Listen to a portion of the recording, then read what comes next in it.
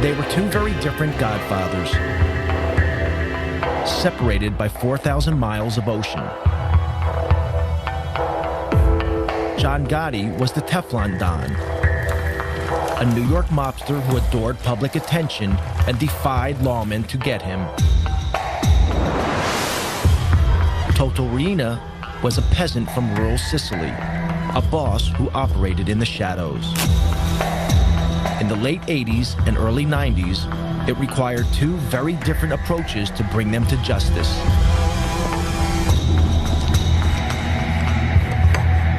In the United States, crime fighters were tireless in their pursuit of Gotti. If you'll disregard my phone calls, I'll blow you in the house up. In Sicily, it would take a revolution by the people of Palermo to put Riina behind bars.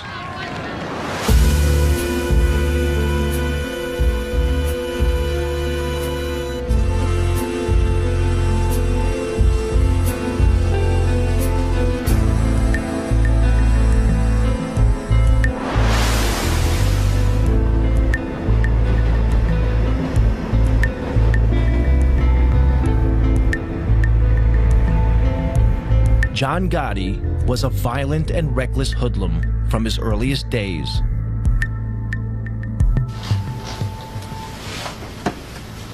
Henry Hill, a young gangster, was drinking in a bar when he first came across the teenage Gotti. All of a sudden, John comes in, that bus up, worked anyway, goes over to the card table and starts whacking a guy with a bat or something, or a pipe or something. Just beating his head half to death. He almost killed the guy. And he might have killed the guy, I don't know. The guy might have died, they might have thrown him in the trunk that night, I don't know. Gotti had broken an unwritten rule of the mob.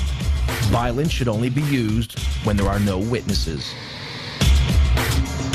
He walks over, apologizes to me. Comes all over the place. That was the first time I had ever seen him. He had a long black, top coat, leather top coat, I mean, he just looked like part of a gangster. It was clear Gotti feared no one. To Henry Hill, it marked Gotti as a man destined for the top. He was a man on the rise. He was, he had his own crew. You know he was going to be somebody. You just knew it. I mean, he had that presence. But one man stood in the way of Gotti's rise, Paul Castellano. He was the head of the Gambino crime family, the most powerful of all the Mafia families in the U.S. Castellano was an old-style hood, a mafioso who disguised his crimes behind a veneer of respectability. Paul wore two hats. He could mingle with lawyers, real estate, businessmen and developers, doctors, talk their language. Then he wore his Gambino family hat, and he could sit there and discuss why this guy's got to get killed and say, okay, he's got to go. Gotti would have to eliminate Castellano to become boss. But Gotti was not the only one who wanted him out of the way. In 1983, President Ronald Reagan declared war on organized crime. The target was the Mafia's ruling body known as the Commission. On it sat Paul Castellano. Under America's tough anti-Mafia RICO legislation, crime fighters could prosecute Castellano and the other bosses for running a criminal enterprise, if they could prove the Commission was meeting. The Commission was so secret, the only proof the FBI had was from 1957, when police raided an infamous mob gathering. Then, one morning in 1984, FBI agent Joe O'Brien received a call from a mole inside the Mafia. He informed me that there was going to be what's known as a Mafia Commission meeting in a couple of hours. I didn't believe them, to be honest with you, because this was pretty much unheard of. These guys cannot afford to meet. That could be very incriminating to them. If the FBI could get a photograph of this meeting, it would help destroy the commission.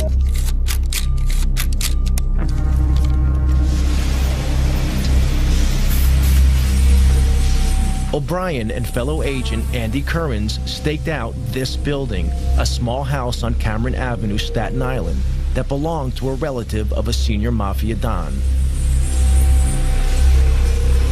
The agents hid in the back of an unmarked van a few hundred yards down the road. The van was right back here, right about where the white car is, right in front of the 54 there. That's about where we were parked. And we had a nice straight shot. There were no cars at that time. We had a straight shot down the street to 34 Cameron. So we sat there for 3 hours till about 4:30. And then they started coming out crime family by crime family. The top men in the Gambino, the Lucchese, the Colombo, and the Genovese families all emerged.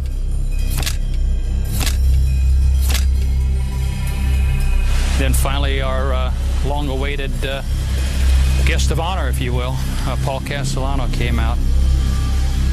Castellano was the boss of bosses. It was like the king strutting out. You could almost envision a carpeted area.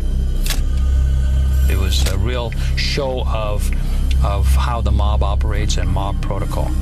It was very exciting. I don't know how Andy managed to keep the camera as still as he did. He used this shoulder right here as a tripod, and I just didn't breathe for the longest period of time.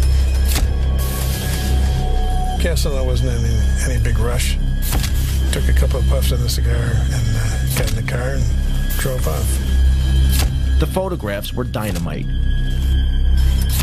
The FBI knew that such striking visual evidence was just the thing to put in front of a jury.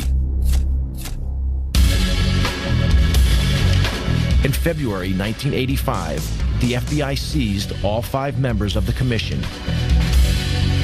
Agents O'Brien and Currens arrested Castellano and drove him to FBI headquarters in Manhattan. Federal authorities and New York City and state law enforcement officials today announced one of the most important indictments of Mafia bosses in this nation's history. In the car on the way to FBI headquarters, Castellano heard a radio news bulletin about the arrests. Charges of racketeering and extortion. The charges carry prison sentences of up to 20 years. From New York, NPR's Mike Schuster.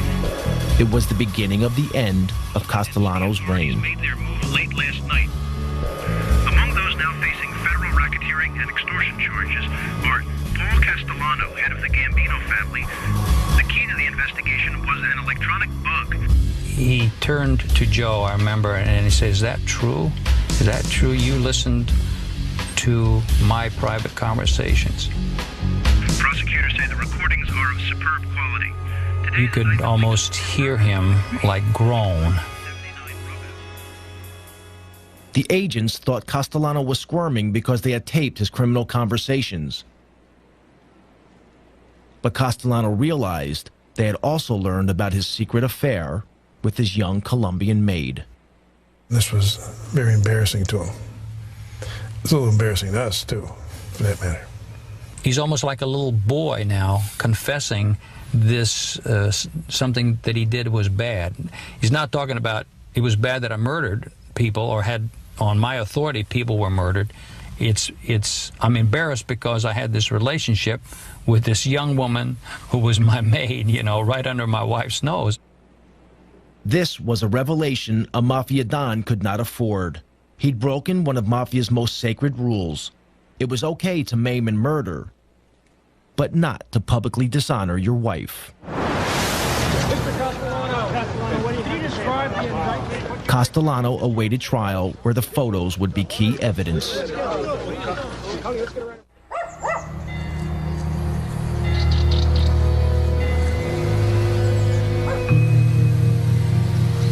If the New York mob wanted to know what a Mafia war was like, they needed look no further than Sicily.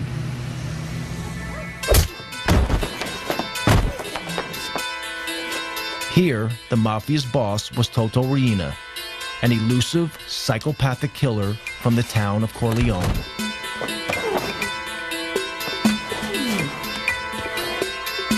Corleone was a mafia stronghold set high in the mountains of central Sicily. It was the place that gave its name to Marlon Brando's character in the film The Godfather. Riina's cruelty earned him the name The Beast. Corleone had an unenviable reputation as a place where only the toughest mafiosi were born and bred. As one local anti-mafia fighter remembers, I once met a Corleone Mafia person, and he looked me straight in the eye and said, "Listen, to be a real man, you need to have spent a few years in jail." This is the philosophy of the Corleone Mafia. For them, going to jail is like a baptism. A mafia member who hasn't been to jail isn't a real mafioso.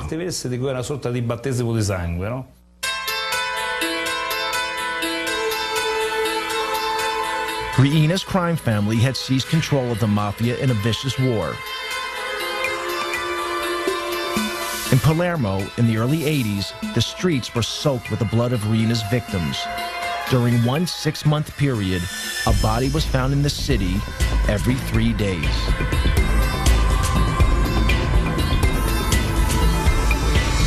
Palermo's mayor was Leo Luca Orlando, elected to office promising to end such crimes. Even 20 years later, his courageous stand means he must have an armed guard 24 hours a day.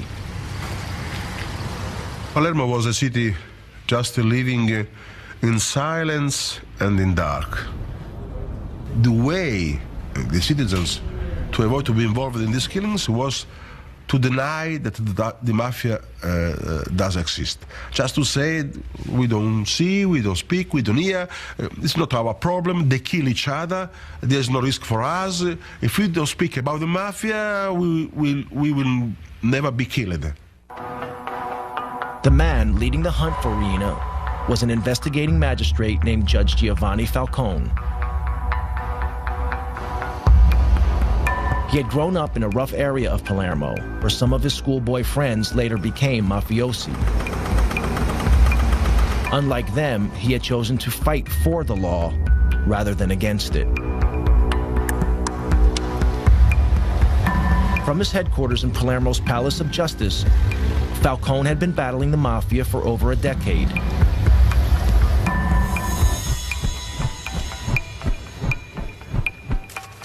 In 1987, he enjoyed his greatest victory.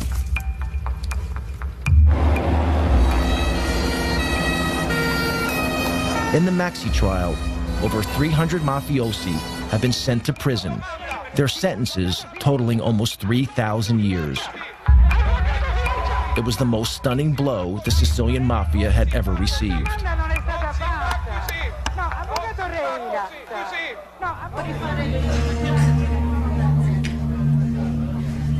But mafia boss Toto Riina had escaped the roundup.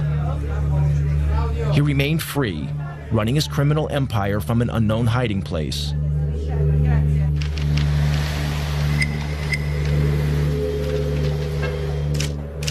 Falcone faced another danger, this one closer to home. He had few friends at the Palace of Justice. The people of Palermo stood on the sidelines, waiting to see who would come out on top, Falcone or the Mafia. Falcone rented a vacation apartment on the beach, half an hour's drive from Palermo. When he went there, it seemed that most of Palermo knew about it.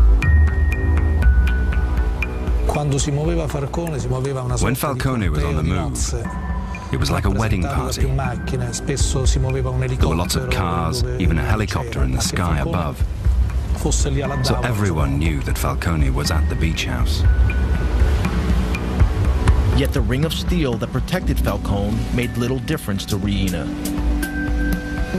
One afternoon in June 1989, Falcone relaxed by the beach. An inquisitive security guard noticed the sports bag by the house, seemingly forgotten in the rocks by the water's edge. When he peered inside the bag, he noticed electric wires connected to 58 sticks of plastic explosives.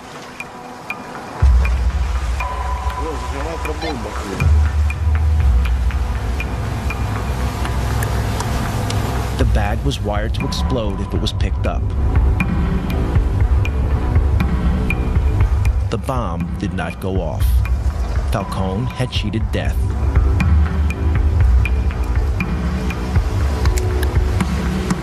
Soon after the assassination attempt, Falcone spoke to one of his closest friends in the fight against the Mafia. He made a chilling prediction. Come lui diceva poi, when we were talking afterwards, he told me, my life's mapped out. It's my destiny to be killed by the Mafia someday. Non posso che morire così. Non posso che essere ucciso. The only thing I don't know is when. Che non so. With Reen at large, Falcone was running out of time. Back in New York, the clock was also ticking for the American godfather, Paul Castellano.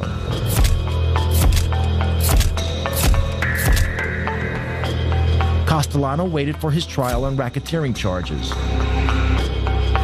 He rarely ventured from his home, this luxurious mansion in the most exclusive area of Staten Island. Enemies and friends alike called it the White House, and Castellano lived like a president. That meant he lost touch with feelings on the street, discontent that would be exploited by his rival, John Gotti. There's a lot of discontent with Castellano, where they thought he was too involved in his legal trials. He wasn't running the family. It had become a family of the haves and have-nots. Castellano was making all the money. Guys like Gotti were out there starving. So there was a lot of dissension in the family. We knew there was meetings going on, and there was a lot of discontent. In fact, Gotti posed as a have-not to win support for his bid to become boss. In reality, Gotti was making a fortune dealing heroin, making him a hero to his supporters.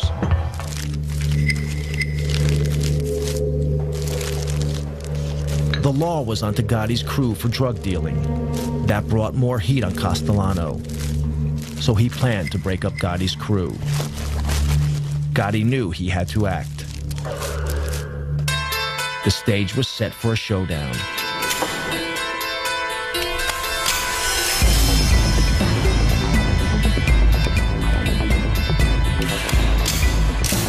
On December 16, 1985, Castellano headed into Manhattan for a meeting with Gotti.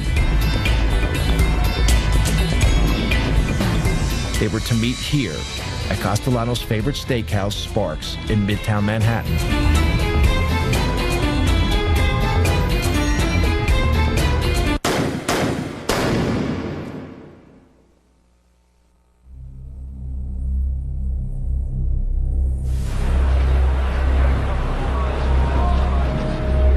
Outside the restaurant, Castellano and his driver were shot dead. Such a daring public murder shocked New Yorkers. It made the new Gambino boss a celebrity overnight.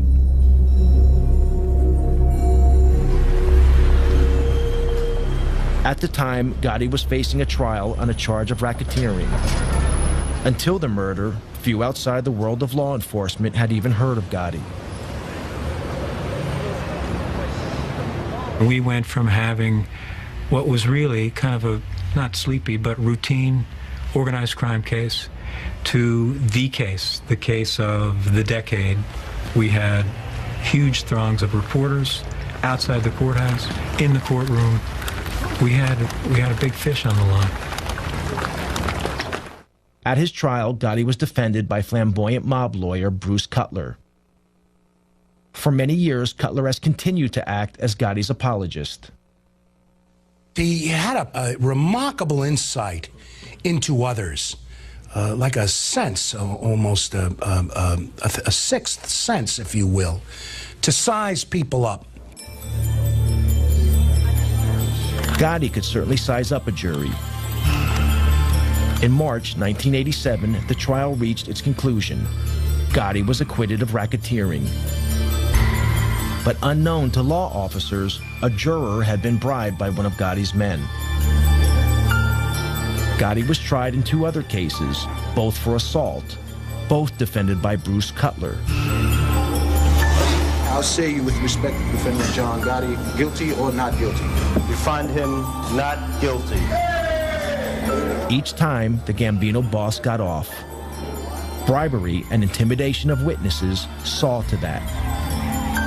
The nickname, the Teflon Don, was born. Gotti was different from almost any other godfather. He made little secret he was a Mafia Don and enjoyed that everyone knew he'd risen from Brooklyn poverty to become the boss of bosses. He was born dirt poor, was on the street since he's 12, was on the cover of Time magazine in his 40s, and he took on the system. In the opinion of his former attorney, Gotti was a modern-day Robin Hood, standing up to those in power. Jewish people, Irish people, working people, union people, construction workers, policemen. My father was a detective. Some of our strongest supporters that used to cheer for us were local police, not because they're allowed to, but it was the alphabetized government thugs we fought. The FBI, Internal Revenue, INS, CIA, those faceless, robotic government thugs that come at you and can destroy your life. The murderous reality of Gotti's brutal reign was very different.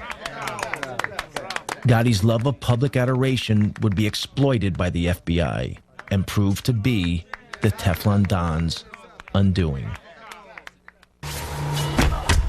American mob boss John Gotti loved the limelight, but the head of the Sicilian Mafia, Toto Riina, stayed out of sight.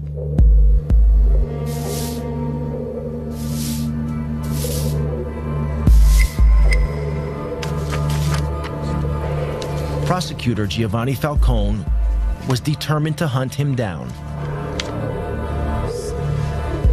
Falcone needed a way of connecting Mafia boss Riina to the crimes carried out in his name by his army of killers.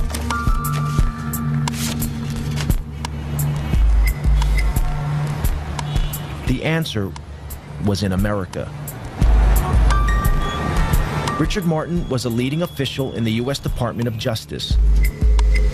He and Falcone had worked together for years. Their biggest success, breaking the heroin smuggling link between Sicily and the United States, known as the Pizza Connection. Falcone relished his trips to the U.S.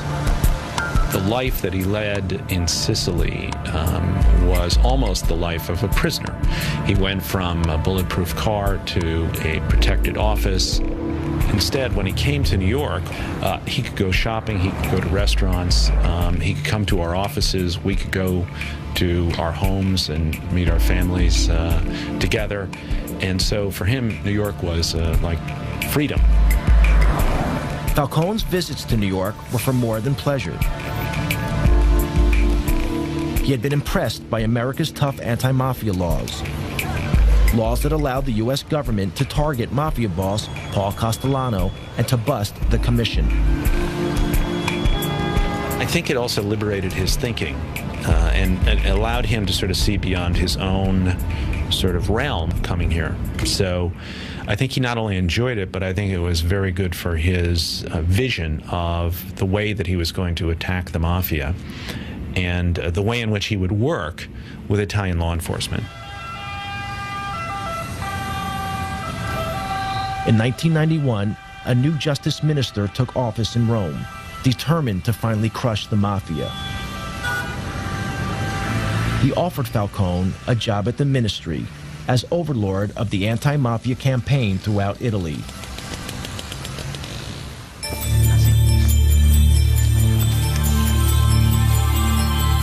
Falcone jumped at the chance of leaving Palermo and putting into practice the lessons he had learned in the United States.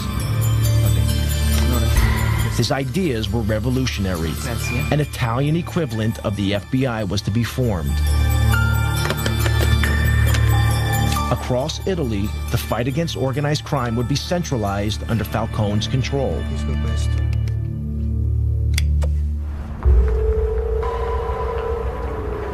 Reina, the beast from Corleone, felt threatened. A few years before, he had failed to kill Falcone at his beach house. Now, Reina would try again.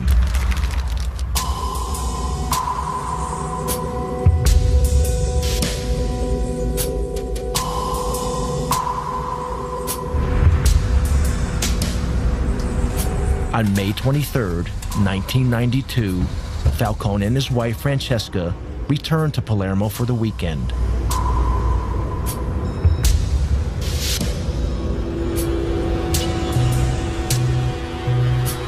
A few miles from the airport, several of Reina's men had placed a half-ton bomb in a drain pipe under the highway that ran from the airport to the city.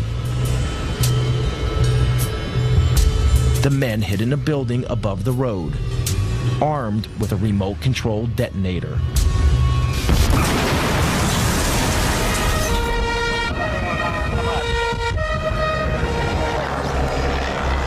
A massive explosion ripped open the highway.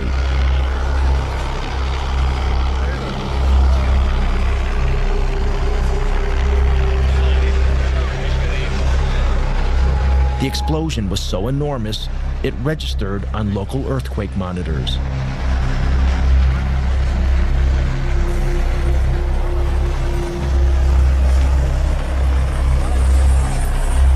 Giovanni's sister, Maria Falcone, was at home when she heard the news of the explosion. When my husband told me what had happened, I rushed out of the room. I phoned the police. They told me Giovanni had been taken to hospital. When I got there, Francesca's brother told me Giovanni's dead.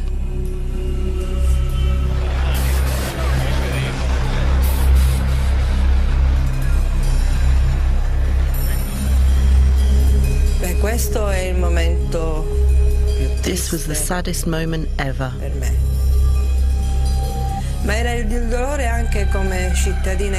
Not only for me as a sister, but also as an Italian citizen.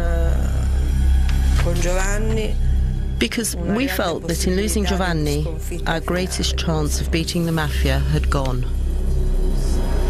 Falcone was not only a colleague I was proud to think of him as a colleague, but a friend. I was enormously saddened, and it was as if part of what we all worked for had been lost. Reina reputedly threw a party, toasting Falcone's demise with champagne.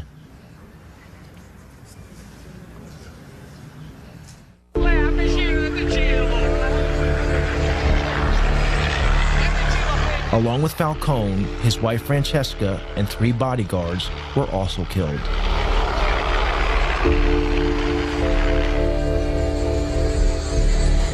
Thousands gathered at the church of San Domenico in Palermo for the funeral, waiting patiently for hours in the rain.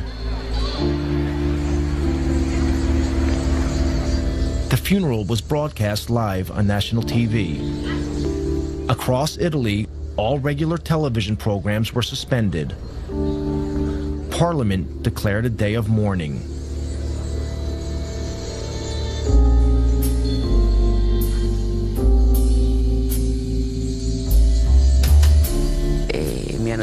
When they asked me what I did when I heard the news, I said I cried. Someone said, "You're Judge Ferraro. What do you mean you cried?" I replied, "Yes, I cried, and I'm not in the slightest bit ashamed of it." Italy was shocked and angered. It didn't deter Toto Riina. Anyone who stood in his way would meet a similar fate.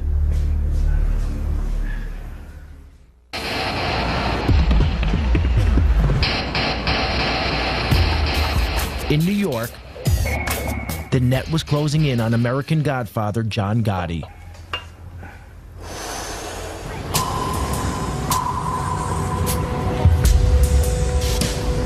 This clothing store in Manhattan's Little Italy was once the Ravenite Social Club, the nerve center of the Gambino crime family operation.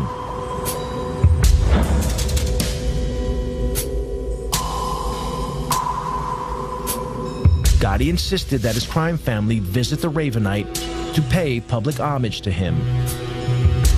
The FBI had placed their surveillance team on a block near the Ravenite. This is some of the actual footage shot by the FBI. Gotti reveled in his public persona as Mafia Godfather.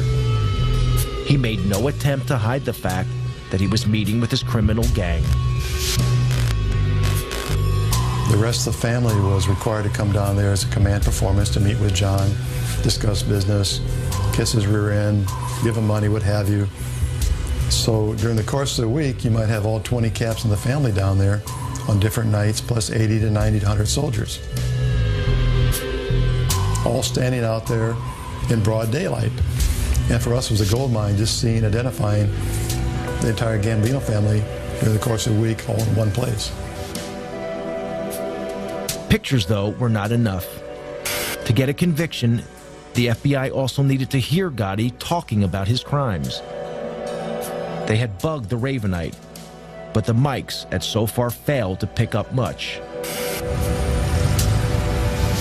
Then they had a break. An informant told them Gotti always held his most important meetings in an apartment upstairs, owned by the elderly widow of a Gambino member.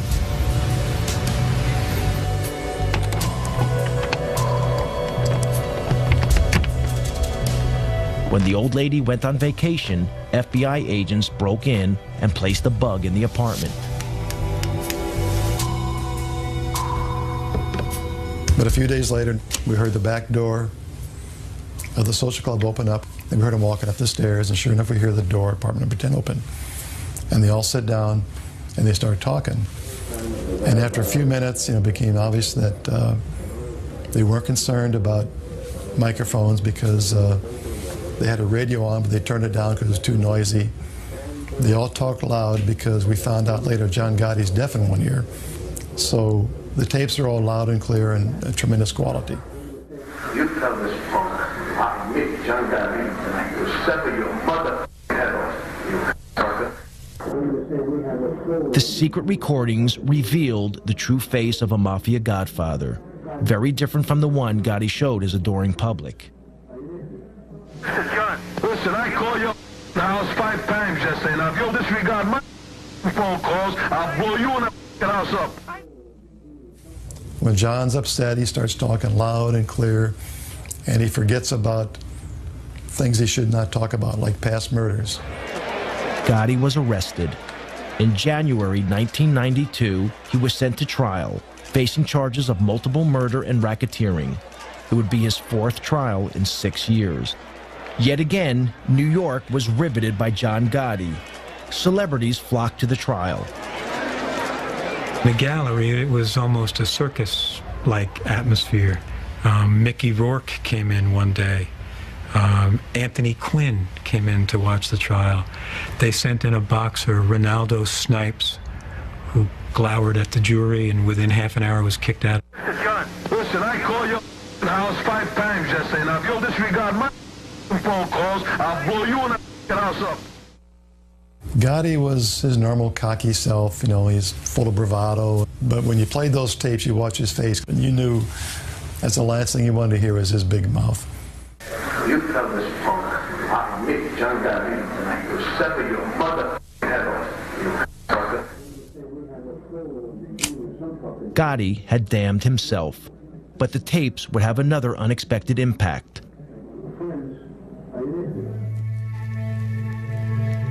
Also arrested with Gotti was his loyal right-hand man, Sammy the Bull Gravano.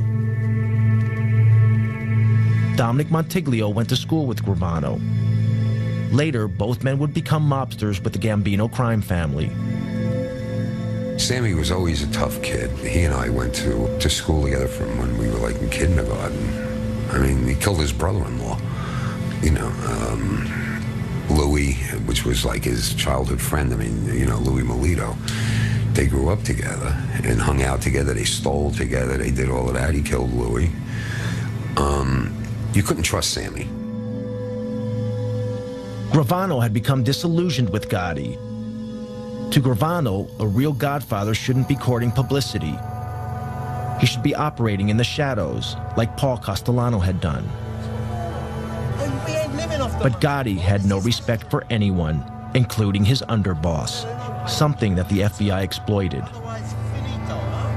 At a pretrial hearing, Agent Bruce Mao played Gotti and Gravano a tape. On it, Gotti was extremely critical of his underboss. I met you, and you too. Well, Tiny and Sandy, you might not put a people involved with that. So when we was looking at the time, he's going to jail. And so you got Gravano and Gotti sitting side by side at the defense table, and we start playing that tape.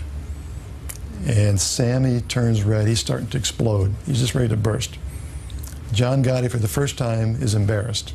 He's turning white. He just wants to duck under the table. He's so embarrassed because he knows he got caught bad mouthing his consigliere, his underboss, his right-hand man.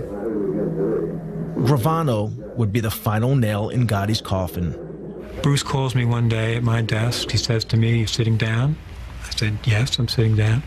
He said, "Sammy wants to cooperate." Sammy was brought in the room.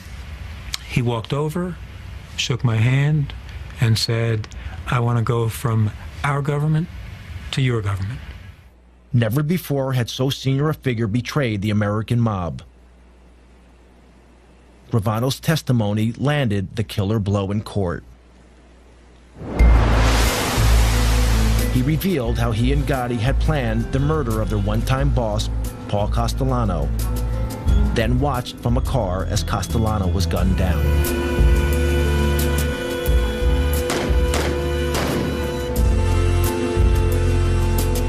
Gravano was a fantastic witness, and John Gotti acted like someone who knew he was going to be convicted, and he was really worried about it. He was ornery, snapping at me, snapping at his lawyers. It was, I enjoyed watching it. In April 1992, Gotti was found guilty on 13 charges, including murder and racketeering. The judge sent the Godfather to one of the toughest jails in the U.S., Marion Federal Penitentiary in Marion, Illinois. The sentence was steep, life without the possibility of parole.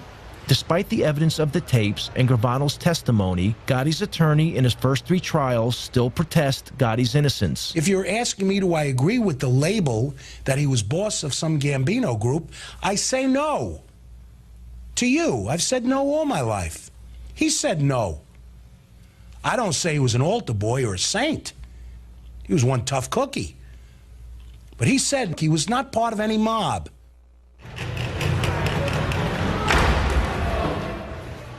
In the United States, the mob boss, John Gotti, was facing a life sentence in prison. But in Sicily, the Italian government seemed powerless. Mafia godfather Toto Riina killed at will. Anti-mafia prosecutor Giovanni Falcone had been murdered. Palermo waited anxiously for Riina's next move. Falcone's mantle had fallen to another magistrate, Paolo Borsellino. Borsellino and Falcone had grown up together and had devoted their adult lives to fighting organized crime.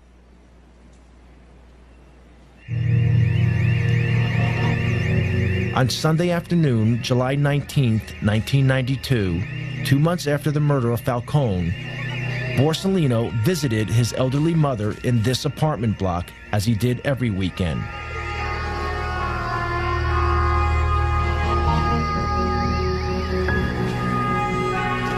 A massive car bomb exploded, killing Borsellino and 5 of his bodyguards.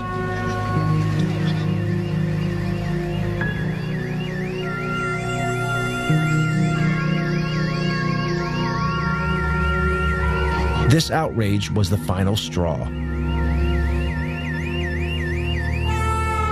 It caused a revolution against the Mafia, led by the people of Palermo. After the killing of Paolo Borsellino, the reaction of people, of population in Palermo was enormous. The women, the children, the people reacted, just crying, basta, no more, enough is enough. Enough was enough. Thousands poured onto the streets of Palermo in a wave of anger unprecedented in Sicilian history. Everyone sensed the Mafia's next target was Mayor Leoluco Orlando, elected to office pledging to rid Palermo of the Mafia. When he appeared in public, women and children threw a protective cordon around him, daring the Mafia to kill them to get to the mayor. They sent a clear message. The message was that I was not alone. The message was that the Mafia can kill a man. The Mafia can kill 10 men, but the Mafia cannot kill thousands and thousands of women and children. It was the beginning of the end. People power had beaten down the Mafia. The government flooded Sicily with thousands of troops, determined to crack down hard on the Mafia.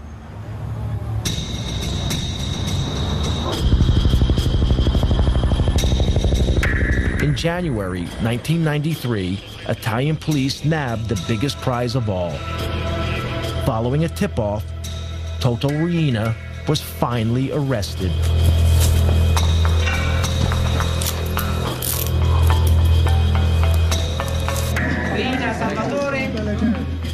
Salvatore Riina was captured in Palermo by the Carabinieri this morning.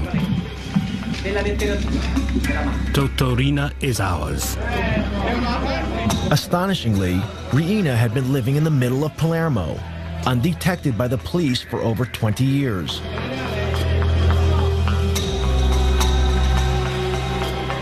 When Riina was paraded in public, Italians were shocked. This inoffensive-looking, peasant-like character was responsible for the brutal slayings of Falcone and Borsellino, along with hundreds of others. At his trial, Riina painted himself as a poor old man who knew nothing about the Mafia.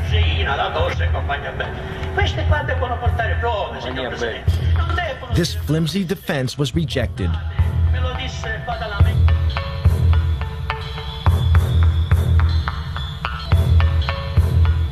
Riina was sentenced to life imprisonment to be served away from Sicily in a jail on the Italian mainland.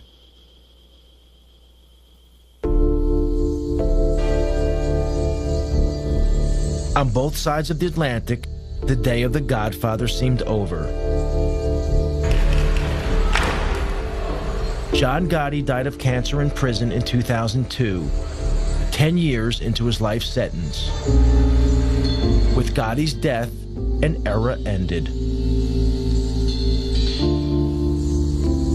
By publicly flaunting the fact that he was boss of bosses, he ensured that law enforcement agencies would leave no stone unturned to finally smash the mob. The future is pretty grim for the mob if the FBI and other federal agencies keeps the pressure on to go after these guys. The biggest mistake we can make is declare that the war and the mob is over with, we've won, and go off to do other things. These people are very resilient. 5 years they could regroup, reorganize. They'll never be as effective what they were 30 years ago, but they'll still be a viable criminal force. In the U.S., the mob is moving with the times. They're involved in internet fraud, sex phone lines, and stock exchange scams. But they are no longer the power they once were.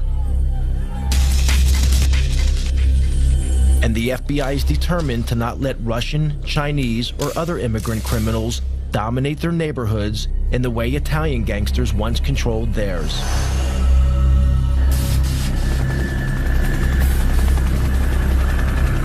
In Sicily, they are also keeping the pressure on. Yet in these hills, even with Riina in prison, the Mafia is still here. Invisible, but deadly. Today, there are new leaders. They are also from the Mafia stronghold of Corleone. They have turned their backs on the self-defeating tactics of Toto Riina. No longer do they assassinate public officials. Like the leaders of old, they prefer to pull the strings from the shadows. Forse vivemmo tutti quanti una vera grande illusione che I think we were all a bit deluded. Maybe we were just kidding ourselves that we could destroy the Mafia with just 4 moves on a chessboard. In the US, the mob is finally in retreat.